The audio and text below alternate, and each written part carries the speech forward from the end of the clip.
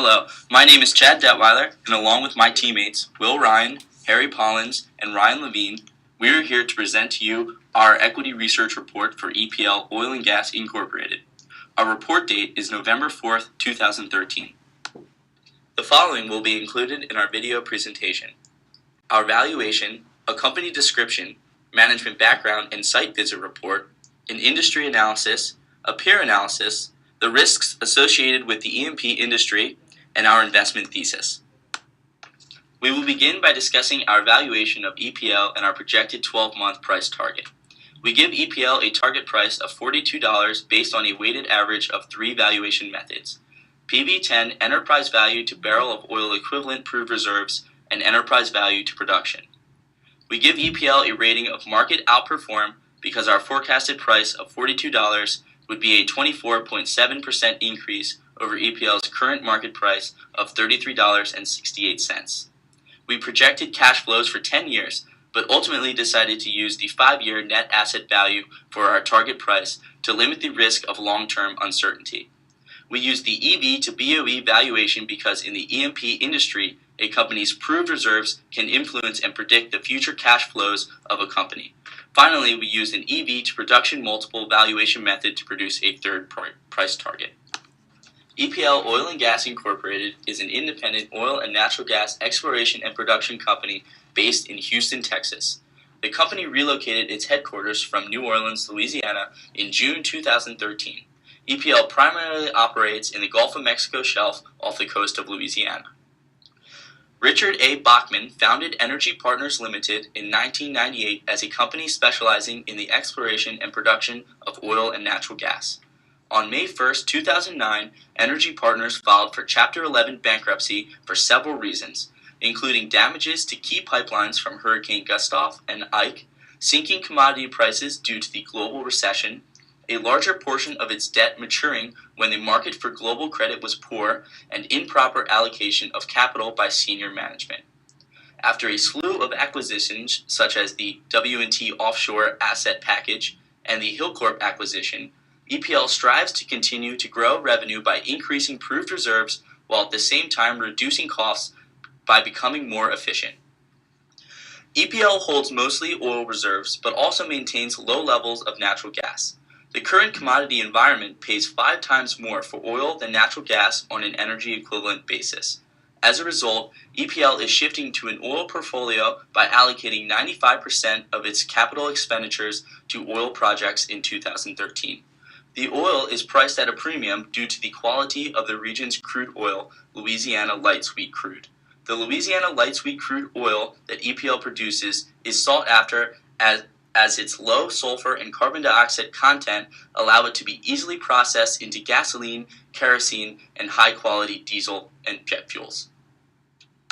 EPL at a glance.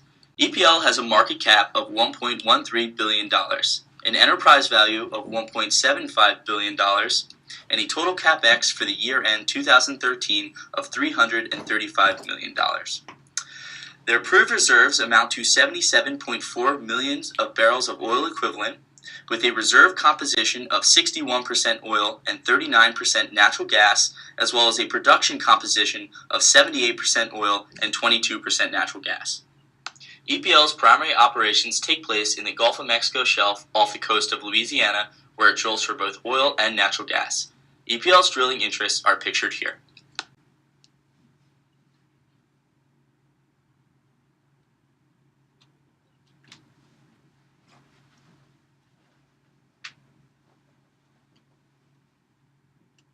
The EPL management team's experience is substantial for a company of its size in the E&P industry on the Gulf of Mexico and Gulf Coast region. EPL's top executives have an average of more than 25 years of industry experience, ranging from CEO Gary Hanna to CFO TJ Tom. EPL's full year 2012 ROIC, or return on invested capital, was 9.42%, higher than their peer average. This table shows EPL and its peer group's ROIC for the last 3 years. Our team visited EPL's New Orleans office on October 4, 2013, and met with EPL's Chief Financial Officer, TJ Tom. After a brief presentation of the company's guidance, Ms. Tom went into great detail about a few key areas of the company's strategy, including the company's hedging strategy, its growth prospects, and its seismic data capabilities. EPL operates in the upstream sector of the oil and gas industry, which consists of companies that search for crude oil and natural gas fields and drill exploratory wells. Technological advances have made the E&P industry more efficient and have reduced the impact of drilling processes on the environment.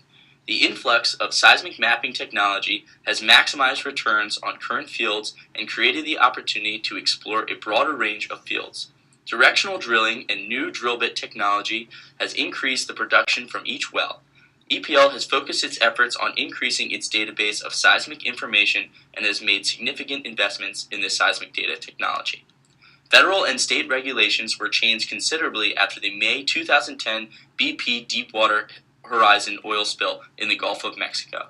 The oil spill increased regulations on all offshore drilling, including shallow waters, and has delayed the issuance of drilling permits. EPL is positioned well in this environment because the majority of its operations are low-risk projects located in the shallow Louisiana coastal waters. We chose our peer group based on 4 criteria: similar market capitalization, similar location of operations, similar product mixes, and comparable business strategies. Based on these criteria, we chose W&T Offshore, Stone Energy, Energy 21, and Contango Oil and Gas Company. The table shown on the slide shows a comparison of each company's market cap, price-to-earnings ratio, price-to-book value ratio, debt-to-equity ratio, return on equity, and per-day production. There are many inherent risks in the oil and gas industry, but we have broken them down into 3 categories: operational risk, regulatory risk, and financial risks.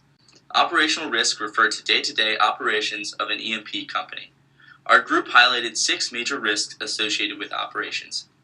The first primary risk is commodity price volatility, which can directly affect a company's profitability. EPL protects itself by focusing its production on profitable commodities such as oil. Similarly, the company uses a hedging strategy to mitigate the risk of price volatility. There is also risk of weather in the Gulf of Mexico where EPL operates. The area is susceptible to hurricanes and tropical storms which can damage rigs and delay production.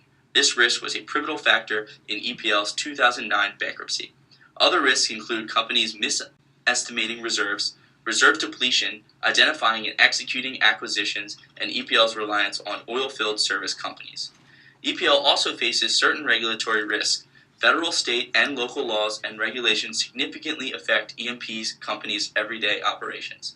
Regulations exist for nearly every aspect of an E&P company's operations, from the drilling to abandonment of wells. New regulations should increase compliance costs, which could damage the company's operational efficiency.